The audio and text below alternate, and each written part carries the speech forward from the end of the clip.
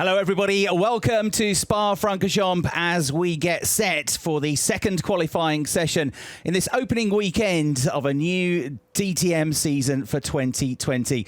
My name's Chris Hartley. I'm going to be commentating for you throughout the course of qualifying and the race later on.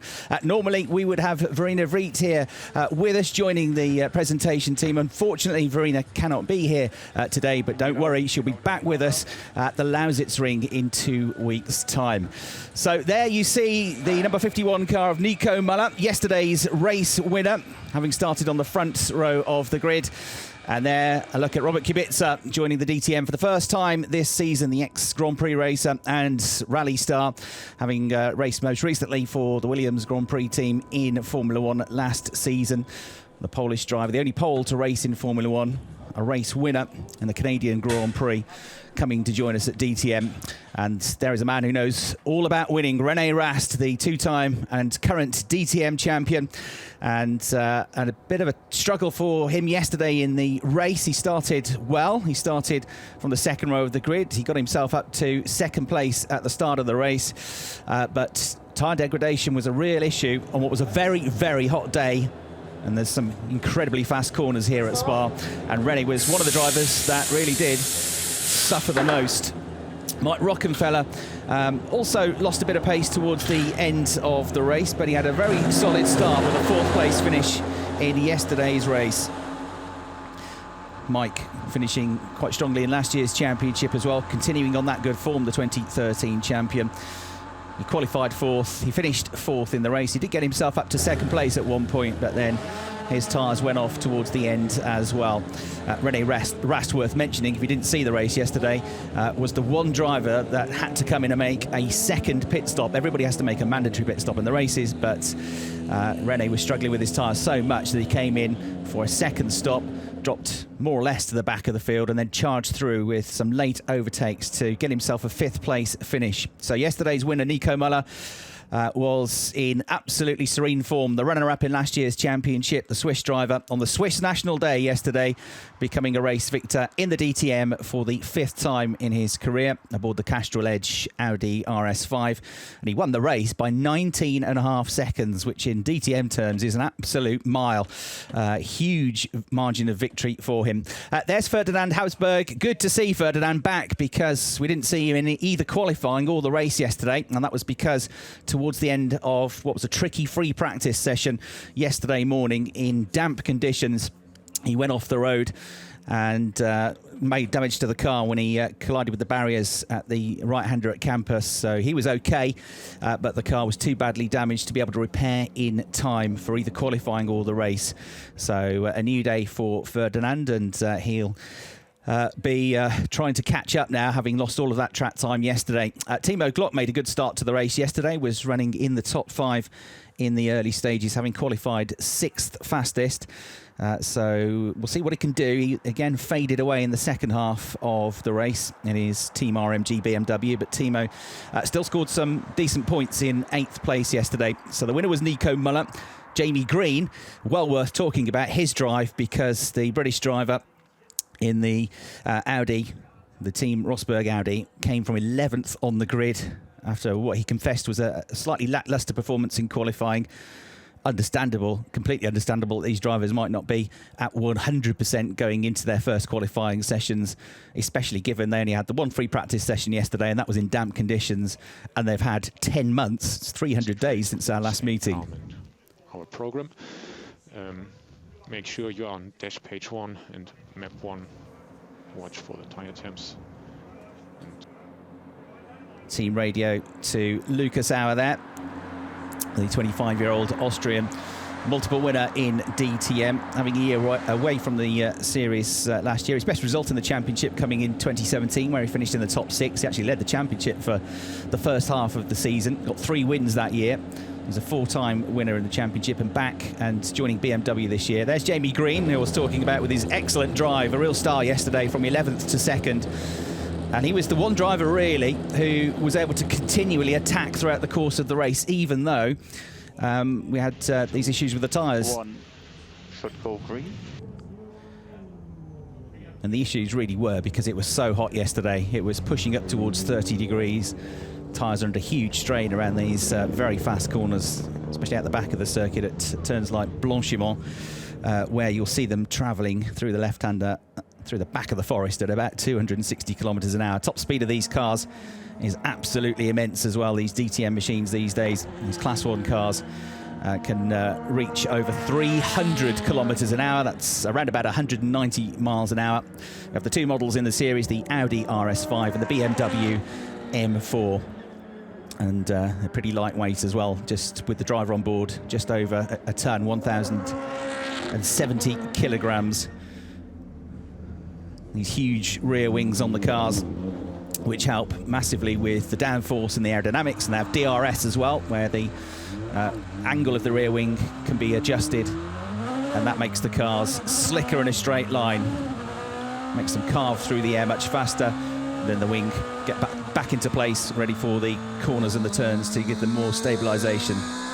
Lots of standard components on these DTM cars: the transmission, the brakes, the monocoque, the aerodynamic components, things like the rear diffusers, the safety structures. They're all standard throughout the cars. You have these two models with the Audi and the BMW, and a variety of teams running them. There's the onboard view with Lucas Auer building some speed up in this 20-minute qualifying session. If you're new to DTM, just to explain the format, on each day we have a qualifying and a race, and each qualifying session sets the grid for each race. There's no grid based on results. Also worth noting that there are championship points in DTM for qualifying. The top three score additional championship points. It's 3 points for pole position, 2 points for second place, and then you get a point if you finish in third position. And that can make a huge difference at the end of the season. For example, last year, René Rast, the champion, scored 35 additional points through qualifying.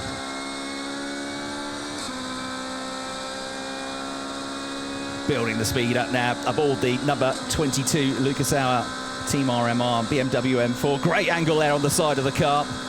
He's still not absolutely flat out, but this is on the way to starting a fresh lap. The first attack of this 7.004 kilometre long circuit. This is on the way to the final turn, the chicane, the right-left bus stop chicane. So 20-minute session to determine the grid. Yesterday's qualifying was topped by Robin Fryins, the Dutch driver. He finished 5th in the championship last year in his first season of DTM. A hugely decorated single-seater racing and GT racer over the last few years. The Dutchman became only the second Dutch driver ever to get a pole position in DTM. The previous one having been Christian Albers some 16 years ago.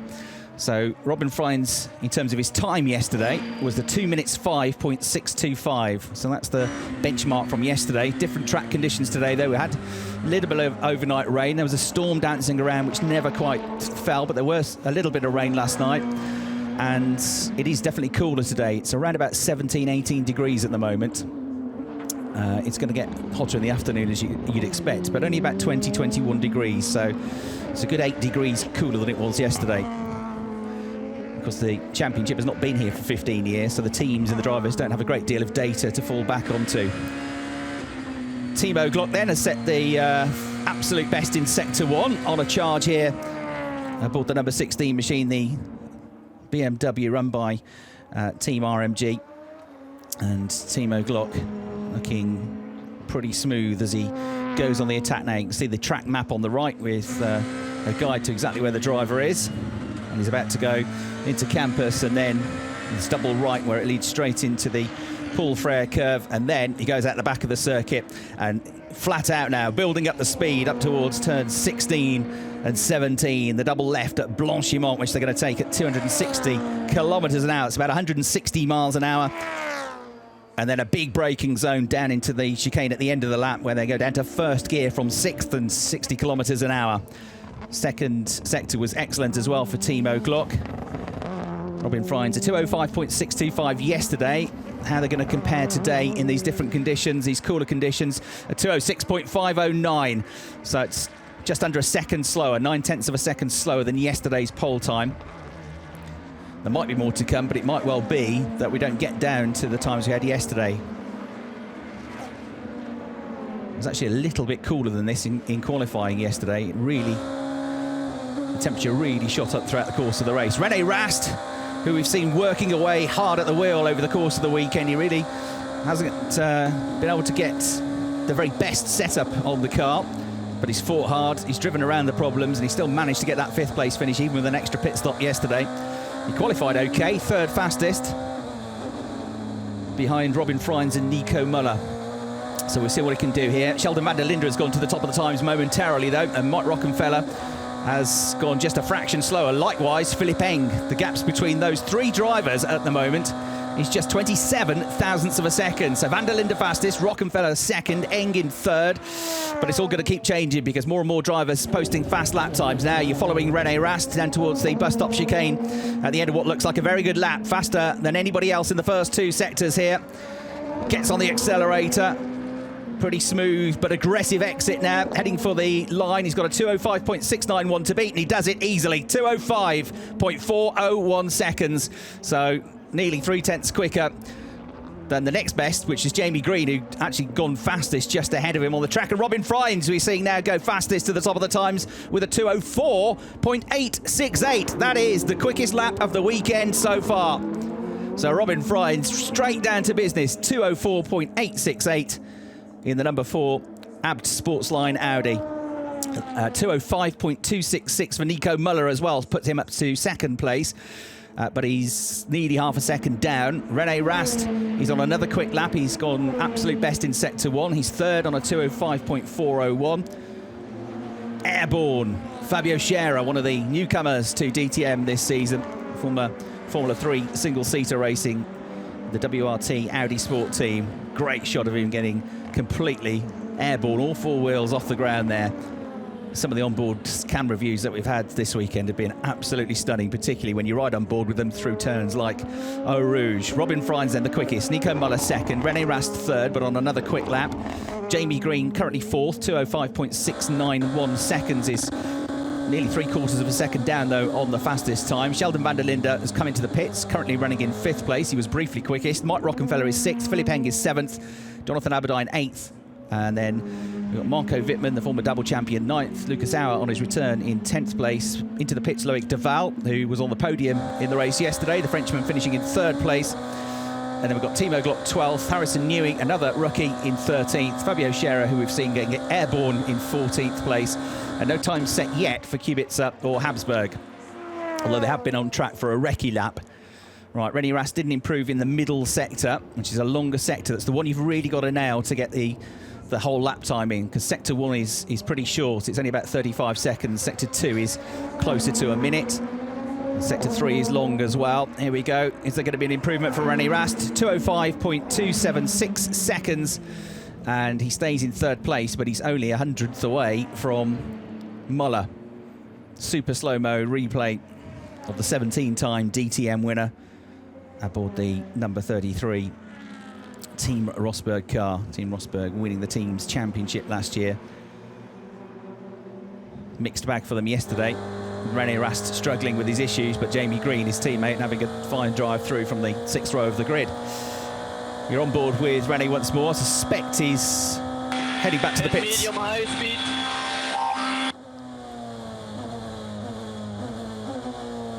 How much are we off? Main loss is 2nd sector, and we are missing 4/10 in the 2nd sector, basically.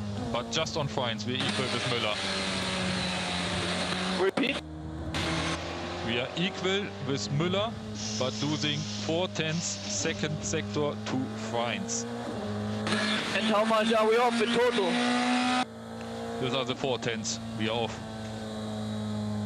So there you go, team radio. René Rast onto his engineer Florian Rinks at Team Rosberg to find out, right, where am I missing the time? And the answer is you're missing 4/10 in the middle sector of the lap. That's where he's losing all of the time. But only to Robin Fryins, who's fastest. To Nico Muller, he's pretty much matching him. And yeah, that shows in the overall lap times as well. Look at that for a slow-mo. Fantastic, that's art, isn't it? On the attack, on the rise up through Eau Rouge to the top of the hill at Raidillon. Hang on to the steering wheel. prepare for your body to undergo 3G of lateral force as you drop downhill and rise uphill. I saw some onboards yesterday where at 1 second they're flashing past the pit wall on the old start-finish straight, and about 3 seconds later it's a tiny dot way down below. They rise up there so quickly. Robert Kibitza quick to go back out. Posted 1 lap so far. He went well in his first session yesterday in free practice, was up there in 4th place, but qualifying only 14th. Had a bit of an issue with the car, he was saying to Verena yesterday, and 14th place in the race. Bear in mind, he's new to all of this, and there's been a long time away since our previous race at Hockenheim at the end of last season. So it's the middle sector where René has got to find some time, but everybody going quicker than they went yesterday in the qualifying session. Yesterday's pole time has already been eclipsed by nearly 8 tenths of a second. 1/10 on sector 3. And sector 2 you have mega, you have 4 tenths clear to P2.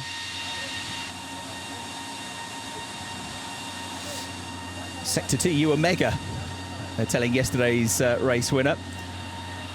So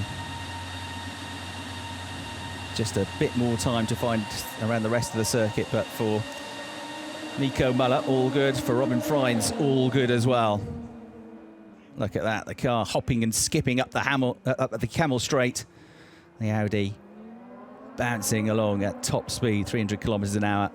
And there is Robin over the crest. It's absolutely blind into that crest. They go up the hill, out of Eau Rouge, over Radion. They have to turn left. They have to memorize where to point the car and trust that they're in the right spot, because it sat down in a low-slung race car. It's absolutely blind up into there.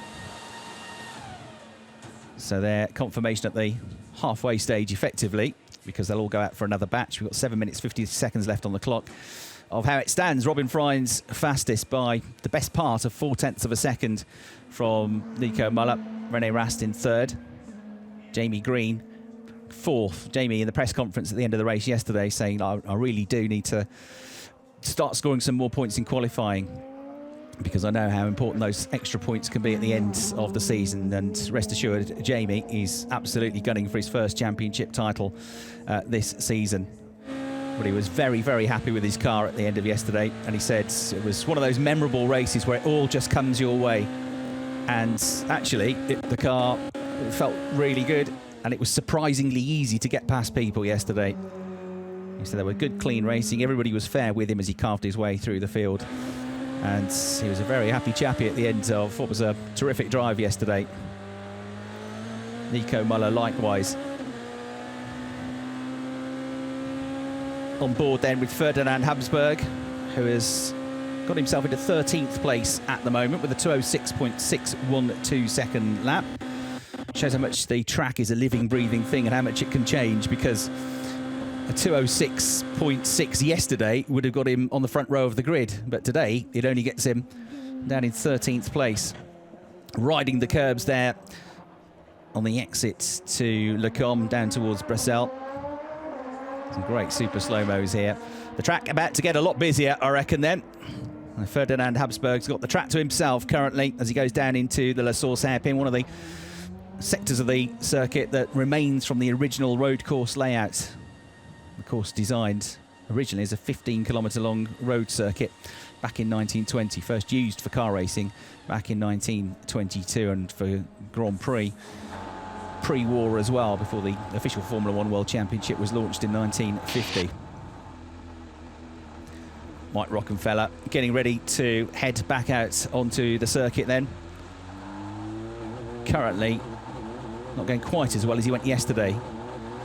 Not in terms of position, in terms of time it's fine, but the track is quicker today. So Mike, 4th quickest yesterday, 6th at the moment. There in the number 99 machine, the Audi about to go back out, and pretty much on his tail, Harrison Newey. That very smart looking blue, black and grey WRT Audi sport car.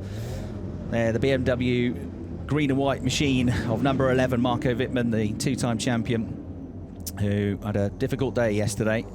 Started well, first half of the race went well, but again was one to really suffer with the tyres and the heat in the tyres yesterday in the second half of the race, so dropped back to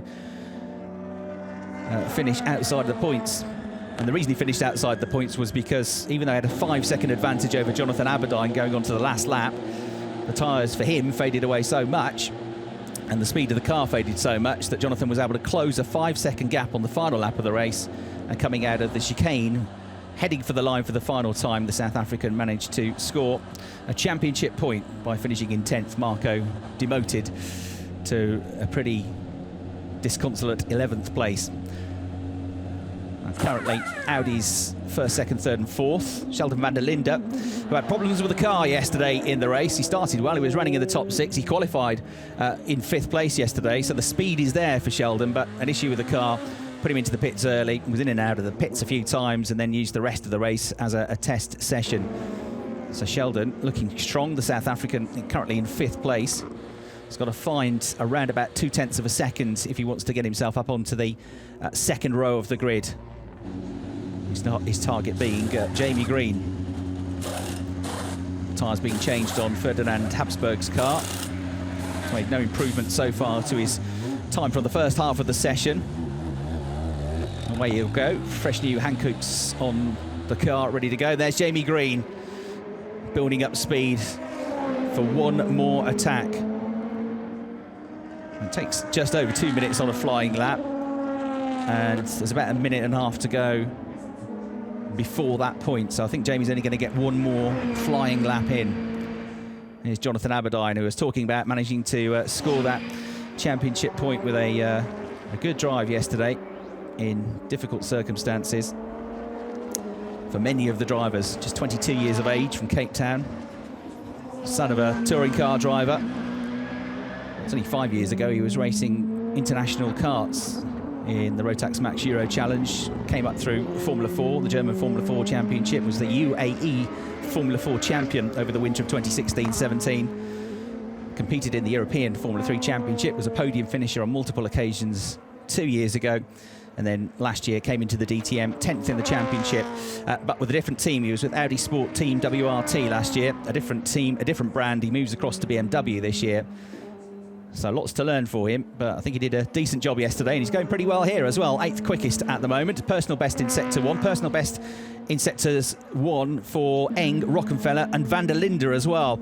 So it looks like there might be a possibility of some late improvements in the session with just 2 minutes, 16 seconds left on the clock. Robin Fryins still the man to beat here, having gained his maiden pole position yesterday. Second sector is very good for Aberdeen as well, a personal best. He's only got to find 0.1 of a second, and he could possibly get himself up as high as 5th place here. Whoa, right in the curbs. Fantastic attacking aggression there as he flung the car right over the curbs on the ride towards the final turn at the chicane. Was it too rough and ready? Well, he was committed, that's for sure. He goes way out wide on the exit to the chicane, heading for the line. Is there going to be an improvement for him? I'll have a look as the times come through. Aberdeen does indeed go to 5th place. Top BMW driver now. That was a terrific lap. He's got time for one more as well, if the car will hold up to it. Sheldon van der Linde has gone quicker than anybody in the final sector to put himself second quickest now. So had personal best in sectors 1 and 2. He's up onto the front row of the grid. So a good lap for the two South Africans there. We've got Muller, though, on a charge. Fastest in the first sector in the number 51 Audi. Working hard to make sure they can get another lap in here. Some of the drivers thundering across the line, waiting for Philip Eng to come through. He's on the way on a good lap as well. Mike Rockenfeller's gone 3rd quickest. Personal bests in all 3 sectors. So Fryins, van der Linde, Rockenfeller, the top 3. Muller's down to 4th, but he's on a good lap. And Muller, 3rd now. Ras next up to 4th. And there's been a cancellation of lap times for several drivers. Rockenfeller has lost his lap time. Aberdeen has lost his lap time. Also losing a lap time, Ferdinand Habsburg, and that is for failure to manage track limits.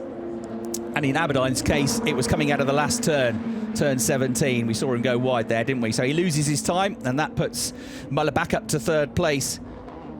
Fryins, van der Linde, Muller, the top 3. Rast in 4th place has started the lap well. Robin Fryins goes through with a 2:04.484 second lap. Top of the times. Muller 0.3 behind now. Van der Linde half a second behind. Rast, what can he do? Can he get himself at least in the top 3 and score a championship point here? It's all going to help at the moment after yesterday's race, as you would expect Championship leader is Nico Muller, 27 points, having got the 25 for the race win and 2 points for qualifying second yesterday. Jamie Green second in the points, Loic Duval third in the points after that first race yesterday in the first qualifying session. René Rast goes top of the times. Fantastic final sector, 2 minutes 4.199 seconds. They've got that car sorted now. What about Jamie Green? 7th, already better than yesterday. He's on a good lap here, personal best in the first 2 sectors. Over the line he goes, he gets 2 more places. 5th, he goes 5th. So Rast is quickest, Fryins is 2nd, Muller 3rd, Van der Linde 4th, Eng in 5th place, had a good lap as well right at the end. Timo Glock likewise has improved up to 6th just now. So that has pushed Jamie Green back down to 7th. Eng and Glock, who were behind him on the track, both went a little bit quicker. So Green in 7th place.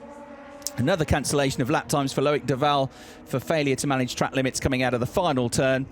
So he's going to finish the session in 7th place.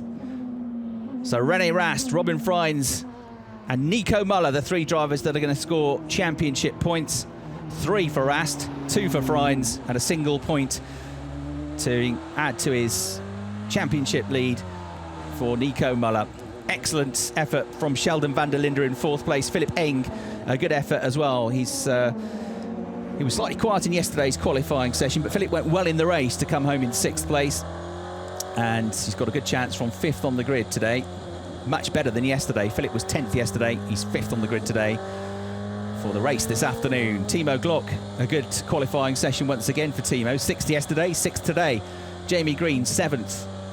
Looked like he would be 5th with seconds to go, but he was just pipped to the post. So everything is okay, or still cars improving? No, everyone is on the in lap. Everything is fine. So how's the standing? So it's you, Fryins, Müller, Van der Linde, Eng, Glock, Jamie, and then Whitman. Copy in the gap to P2.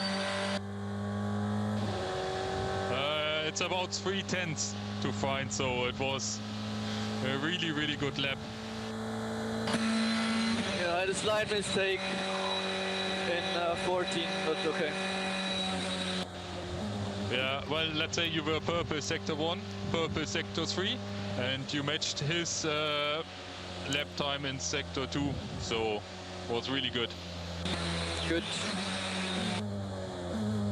Amazing, isn't it, to drop in on the radio conversation. You can hear René Rast speaking to his engineer there. He wants every bit of information he can. Right, where am I? What's the gap? Who's behind me? Where was I quicker? Where did I miss out? He admitted to a slight error at turn 14, which is the right-hander at Campus. It was the second sector, which is where Campus is, where he was missing out in the first half of the qualifying session. But he made up that ground and then some, didn't he? What a lap from René Rast. That's his 14th career pole position in the DTM. It's going to be his 60th race start this afternoon. And the 2-time champion gets out of the car, cool as you like. 2:04.199 seconds. And almost 0.3 of a second quicker than Robin Fryins, yesterday's pole sitter, with Nico Muller 3rd, Sheldon van der Linde, Philip Eng and Timo Glock all in the top 6. Jamie Green 7th, Marco Whitman 8th, Lucas Auer 9th, Mike Rockenfeller completing the top 10. And in terms of championship points as well, worth a mention, Nico Muller will move on to 28 points, so gets an extra point for finishing 3rd in that session. So he'll move on to 28 points.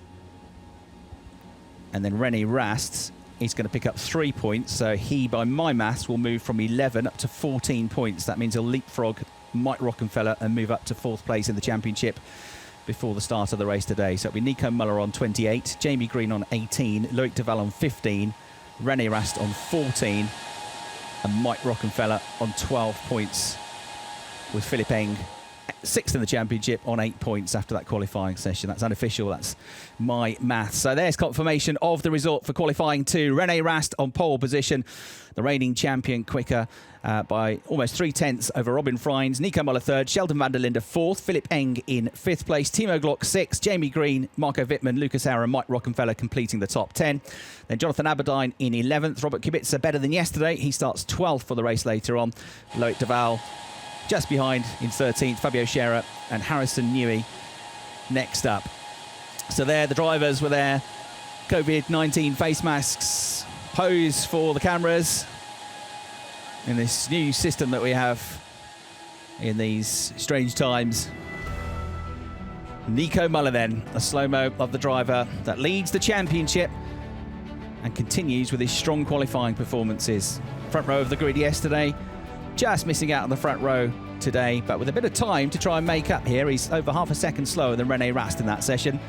Robin Fryins, the star of qualifying yesterday, but a very difficult race for him. He led early on and he dropped back in the race with tyre issues. So did this man, but he seems to have sorted it out now. René Rast, top of the times, another pole position and some very useful championship points after the second qualifying session. Matthias Peters is down in the pit lane. I believe he's managed to catch hold of Nico Müller. That's right. Nico, P2, how was your qualifying? It's actually P3 if I'm not mistaken, so yeah, not bad for sure. I mean, good to start in the first 2 rows. I think that's yeah, a very good starting point for the race. I wasn't fully happy with the balance in this qualifying, to be honest, but I'm quite confident going into the race. I think we hopefully should be strong there again, and in that respect I'm happy, so all good. I was also pretty sure that René was going to be back on pace today, and he proved that, so no surprises, to be honest. I kind of expected that, so looking forward to an exciting race. It will be an exciting one, and yeah, let's go for it. Of course, P3, sorry, was my mistake, and good luck later on. Chris, please. Thanks very much, Matthias. Good to hear from Nico Müller. Look at that for a slow-mo. Number 10, Harrison Newey, doing a wheelie at the top of the hill. It must be a wild ride aboard these cars, and the drivers are absolutely loving the opportunity to drive DTM cars here at Spa. It is a sight to behold when they thunder past the commentary box window. René Rast then has made big improvements. He's on pole position and he's speaking to Matthias. René, congratulations, first pole position in 2020. So how was your lap? How was your drive? Yeah, I improved a lot from the first set to the second set. I was just a bit more brave everywhere. I think in Spa that's the key, just to nail the corners, to let the car really roll into the corner and carry the speed. And I tried that and it worked out. Even though I had a slight mistake in that lap, I wasn't really 100% happy, but still obviously being on pole is very good. Yesterday it was a little bit, you were a little bit disappointed. So what are your expectations now for the race later on? Today is a lot cooler. We have about 10 degrees less temperature. Hopefully the tires will last longer. We did some adjustments on the car as well. So hopefully that suits the long run as well. But Nico was very strong yesterday, so he will be strong as well today. Thank you very much. Good luck. Thank you. Thanks very much, Matthias. Great to hear from the star of the qualifying session, the pole sitter for the 14th time in his DTM career, René Rast. He got 8 pole positions last season out of the 18 sessions that we had, and was the highest placed average qualifier there. Then confirmation of the result with René Rast and Robin Fryins sharing the front row of the grid for this afternoon's race. Nico Müller, the championship leader, and Sheldon van der Linde, the top BMW driver, on the second row of the grid. Philip Eng and Timo Glock will start 5th and 6th. Jamie Green, with a better grid than yesterday, starts 7th. Marco Whitman is alongside in 8th place. Lucas Auer and Mike Rockenfeller complete the top 10 for round 2 of the championship. And then we have Jonathan Aberdeen and Robert Kibitza alongside each other on the next row. Then starting 13th and 14th on row 7, it's Loic de Waal, who was on the podium yesterday, and Fabio Scherer. Harrison Newey and Ferdinand Habsburg start at the back of the grid, 15th and 16th. So hope you enjoyed that qualifying session. Join us again for the race later on today. Goodbye for now.